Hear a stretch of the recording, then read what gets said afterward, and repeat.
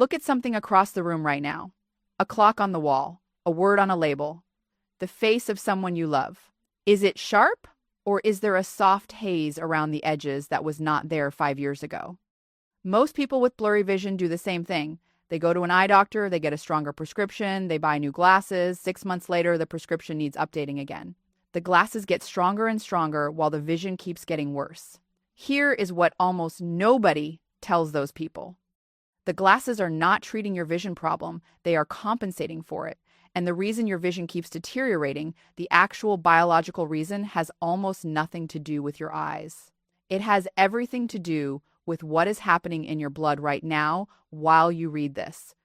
You have probably heard the word diabetes mentioned in connection with vision loss, but here is what that conversation almost never includes.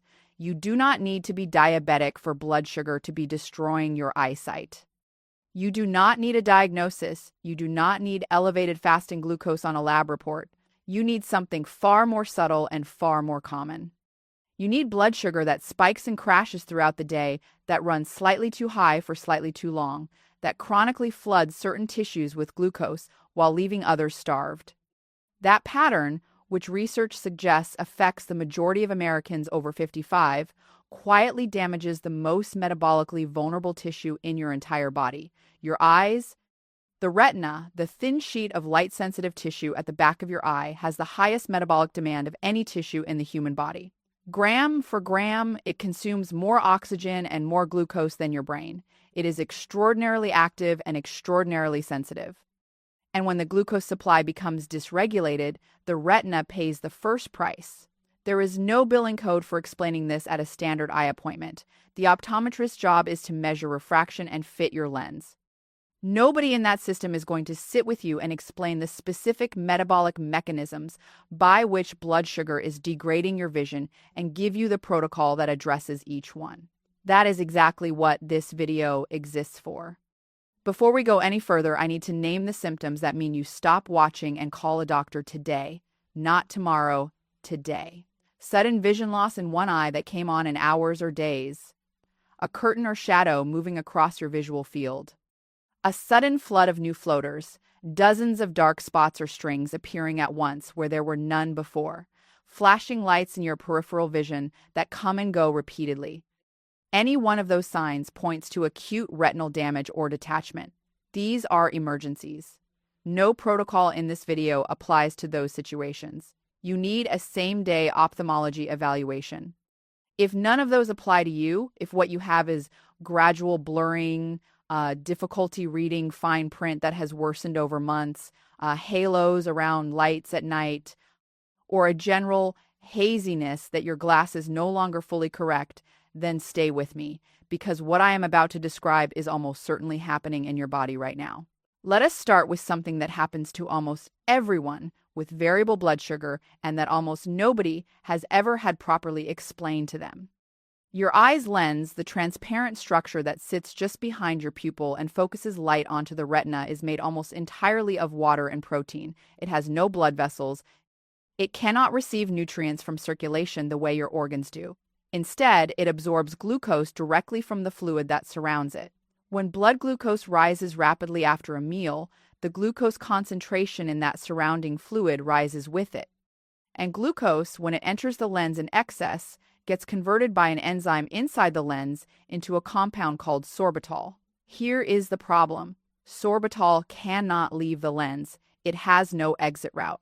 It accumulates inside, and because it is osmotically active, meaning it pulls water toward itself the way a dry sponge draws moisture from a wet surface, the lens physically absorbs water and swells. A swollen lens cannot focus correctly. The focal point shifts. Things that were sharp become soft. Print that you could read in good light becomes a blur. This is not a permanent change in the structure of your eye. It is a fluid shift. It is reversible. And it explains something that confuses millions of people. Why vision is noticeably worse some days than others. Why it is sharper in the morning before eating than in the late afternoon. Why a prescription from 6 months ago suddenly feels wrong. Your vision is not randomly changing. Your lens is inflating and deflating based on your blood sugar. The second mechanism is slower, more silent, and ultimately more destructive. The retina is fed by the smallest blood vessels in the human body, capillaries so fine that red blood cells pass through them single file. These vessels are the lifeline of your visual system. Without them, the photoreceptors, the 130 million cells in your retina that convert light into the signal your brain reads as vision, receive no oxygen, no fuel, and no repair capacity. Chronically elevated blood sugar damages these capillaries through a process called glycation. Glycation is what happens when glucose molecules attach to proteins and fats, chemically bonding to them, deforming their structure, rendering them stiff and dysfunctional. Think of this way. Your capillary walls are built from flexible proteins. They are designed to expand and contract, to regulate what passes through them, to remain intact under pressure. When glucose glycates those proteins, the walls stiffen and thicken. Like a rubber hose that very slowly turns to ceramic, it loses its flexibility, it becomes brittle, it develops leaks. When the capillaries feeding your retina begin to leak, fluid and blood seep into the surrounding tissue. The retina swells. Visual signals become distorted. This is the beginning of what clinicians call diabetic retinopathy, but the underlying process, capillary glycation, begins years and sometimes decades before any diagnosis is made. You do not need a diabetes diagnosis for this to be happening. You need cumulative glycation exposure. And cumulative glycation exposure is a function of how high your blood sugar runs, how often, and for how long, not whether a number on a lab test has crossed a clinical threshold. The third mechanism targets a different part of your eye, and this one is most directly connected to what you eat. The macula is the small central region of the retina responsible for your sharpest, most detailed vision. Reading, recognizing faces, seeing fine print. The macula has the highest concentration of cone photoreceptors in the eye, and it is the structure that degenerates in macular degeneration, one of the leading causes of irreversible vision loss in people over 60. The macula contains two carotenoid pigments, lutein and zeaxanthin, that act as its primary defense against oxidative damage. These pigments absorb blue and ultraviolet light before it can reach and damage the delicate photoreceptors underneath. They are the macula's built-in internal filter. Chronic blood sugar dysregulation floods retinal tissue with oxidative stress and overproduction of chemically reactive molecules called free radicals that damage cell structures. Lutein and zeaxanthin are consumed in neutralizing those free radicals. They are depleted faster than the body can replenish them. And when the macula's protective pigment runs low, light reaches the photoreceptors unfiltered. Damage accumulates. Visual acuity falls. Most people over 60 are already low in these pigments because their diets are low in dark green leafy vegetables. Add blood sugar dysregulation and the depletion accelerates significantly. The fourth mechanism connects your vision to something you probably think of as entirely unrelated, your kidneys. The eye and the kidney share an important biological feature. Both are heavily supplied by a particular type of tiny vessel that is uniquely vulnerable to glycation damage. This is why, in people with long-standing blood sugar dysregulation, kidney function and retinal function tend to decline together. The same damage mechanism runs in both organs simultaneously. But the connection goes further. When kidney function begins to decline, a cascade follows. Fluid retention increases, blood pressure rises, and the delicate pressure balance inside the eye, called intraocular pressure, is affected. Elevated intraocular pressure is the primary driver of glaucoma, the condition that progressively destroys the optic nerve. Glaucoma produces no pain. It takes peripheral vision first, so slowly that most people do not notice until significant damage has already occurred. And the metabolic chain connecting blood sugar dysregulation to microvascular damage, to kidney strain, to elevated intraocular pressure, to optic nerve injury is rarely presented as the single connected sequence it actually is. It is connected. The mechanism flows in one direction, blood sugar first and vision loss downstream. Consider someone I'll call Eleanor. 67 years old, retired, reasonably fit, no diabetes diagnosis. She went to her optometrist twice in 3 years, and both times came away with a stronger prescription. The optometrist noted early drusen deposits, small protein accumulations under the retina associated with macular degeneration risk, but said there was nothing to do except monitor them. Eleanor was told to eat more leafy greens and wear good sunglasses. She did both. The vision kept getting worse. When she described her symptoms more carefully, a pattern emerged. The blurring was worse in the late afternoon. It was noticeably better in the morning before eating. After a larger dinner, pasta, bread, something sweet for dessert, the halos around the bedroom lamp were nearly unbearable. After a day of eating mostly protein and vegetables, her vision was measurably clearer. She had not connected those observations because nobody had told her that her lens was physically swelling after glucose spikes. Nobody had told her that the fine vessels feeding her retina were being damaged by the same metabolic process. Her fasting glucose was 102, not diabetic, not even pre-diabetic by most clinical definitions, a number that generates no intervention at a standard appointment. But her postprandial glucose, the spike after eating, had never been measured, and it is the spike, not the fasting number, that drives the mechanisms we have been discussing. Eleanor worked through the protocol I am about to describe for 4 months. The afternoon blurring reduced within the first 6 weeks. The halos diminished. Her drusen progression stabilized on her next imaging evaluation. Not reversed, the damage already done does not undo itself, but stopped, because the environment causing it had changed. The fifth mechanism is the most immediately correctable. 3 nutrients are specifically critical for retinal health and specifically depleted by the metabolic conditions we have covered. Thiamine vitamin B1 is essential for glucose metabolism in neurons and in the specialized cells of the retina. When blood sugar is chronically elevated, thiamine is consumed at an accelerated rate in processing the excess glucose load. Research indicates that a significant proportion of people with blood sugar dysregulation are functionally deficient in thiamine even when standard blood levels appear normal, because the tissue demand is outpacing the supply. Thiamine deficiency in the retina impairs the ganglion cells that carry visual signals from the retina to the brain. The signal does not disappear, it degrades. Vision becomes less sharp, less contrasty, less crisp, even when the structural health of the eye appears intact on imaging. Magnesium is involved in more than 300 enzymatic reactions, including the mechanisms that regulate blood vessel tone and protect against oxidative damage in neural tissue. It is also required for proper insulin signaling, meaning that magnesium deficiency makes blood sugar dysregulation worse, which increases retinal damage, which is why the two conditions compound each other into a progressively worsening loop.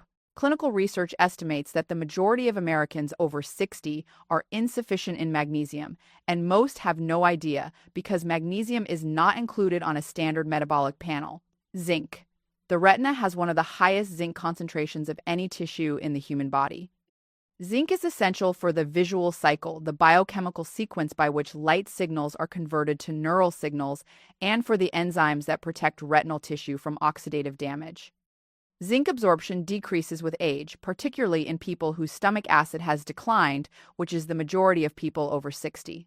When zinc falls low, the visual cycle runs less efficiently, and the retina's antioxidant defenses are weakened at exactly the moment they need to be strongest. 3 nutrients, all depleted by the same metabolic conditions driving the other 4 mechanisms, and all replenishable through specific, accessible foods. Here is the protocol. Morning, begin the day with a blood sugar stable meal before consuming any simple carbohydrate. 2 eggs with a small portion of smoked fish, or full-fat plain yogurt with a tablespoon of ground flaxseed. This is not about eliminating carbohydrates. It is about sequencing and timing.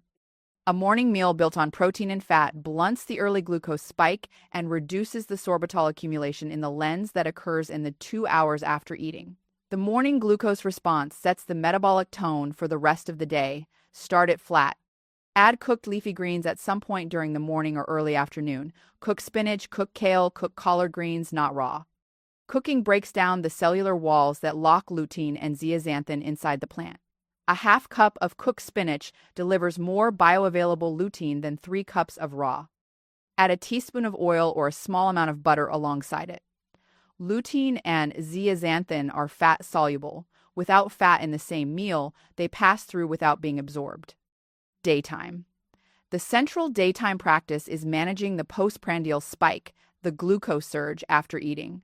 This requires one rule applied at every meal: fiber and protein first, starch and sugar last. When you eat vegetables and protein at the beginning of a meal and starchy or sweet foods at the end, glucose enters the bloodstream at roughly half the rate compared to eating in the reverse order. This has been documented in multiple clinical studies. The same foods, different sequence, dramatically different blood sugar response. Walk for 10 minutes after your two largest meals. Not a workout, a walk around the block. Muscle contraction during and after eating pulls glucose out of the bloodstream directly into muscle tissue without requiring insulin. A 10-minute walk after dinner reduces the postprandial glucose peak by a clinically meaningful amount and is the lowest cost retinal protective intervention available to anyone. Evening. This is where nutrient replenishment happens. Raw, unsalted green pumpkin seeds, a small handful, approximately 30 grams, in the late afternoon or with dinner, provide a meaningful dose of both zinc and magnesium in a highly bioavailable form. These are not capsules. They are food. The minerals arrive in a matrix that the body recognizes and absorbs efficiently. Herring, regular salted herring from any grocery store, provides thiamine alongside vitamin D and the omega, 3 fatty acids that reduce systemic inflammation and directly support the structural integrity of retinal cell membranes. 2 or 3 servings a week, a 100 gram portion at dinner. Egg yolks, 2 per day. Egg yolks contain lutein and zeaxanthin in the most bioavailable form of any food, more bioavailable than dark leafy greens, more bioavailable than supplements, because the fat already present in the yolk ensures full absorption. The concerns about egg yolks and cholesterol have been substantially revised in the clinical literature over the past decade. The more relevant fact for this conversation is that egg yolks are the single most efficient lutein delivery vehicle available at an ordinary grocery store. Before bed, one practice only: stop eating at least 2.5 hours before sleep. The last food of the day should be finished well before your head reaches the pillow. Eating close to sleep drives a glucose excursion during the first hours of the night, precisely when the retina is supposed to be undergoing its primary repair cycle. The photoreceptors that worked all day, rebuilding their light-sensitive outer segments, do this repair during deep sleep. A blood sugar spike during that window competes with the repair process. Give the retina its recovery window by giving the digestive system its rest window. 2 things you can observe immediately without any equipment. First, the time of day test. Pay attention to whether your blurring follows a pattern. Worse, 30 to 90 minutes after eating, particularly after starchy or sweet meals, and noticeably better in the morning before breakfast, that is the lens swelling pattern. That is blood sugar driving the blurring, not irreversible structural disease. Second, the 7-day food journal. For 1 week, write down what you ate and note your vision quality 1 hour later. Not in detail, just clear or blurry, better or worse than this morning. Most people who do this for 7 days see a pattern their eye doctor never told them to look for because eye doctors do not ask what you had for lunch. How old are you? Write it in the comments. I want to know who is watching, because the timeline of these mechanisms, how quickly glycation damage accumulates, how fast lutein and zeaxanthin are depleted, how significantly zinc and magnesium absorption falls, shifts with each decade past 55. Knowing your age helps me shape what this channel covers next. 5 steps for tonight. 1. At your next meal, eat the vegetables and protein first. Put the bread, rice, or sweet item last. 2. Walk for 10 minutes after dinner. Not tomorrow, tonight. 3. Buy raw unsalted pumpkin seeds tomorrow. Start with a handful in the afternoon. 4. Add 2 egg yolks to tomorrow's breakfast. 5. Set a hard stop on eating 2.5 hours before you plan to sleep. Start that tonight. The prescription you keep updating is not the answer. The answer is changing the metabolic environment that is causing the deterioration in the first place. Your retina is not failing because you are getting older. It is failing because it is being bathed in a chemical environment that is slowly damaging the finest blood vessels and the most energy-intensive tissue in your body. that environment can be changed. Not with a procedure, not with a medication, with the sequence of your meals, a handful of seeds, 2 egg yolks, and 10 minutes of walking after dinner. Your eyes are not the problem. They are the report. Now you know how to read it.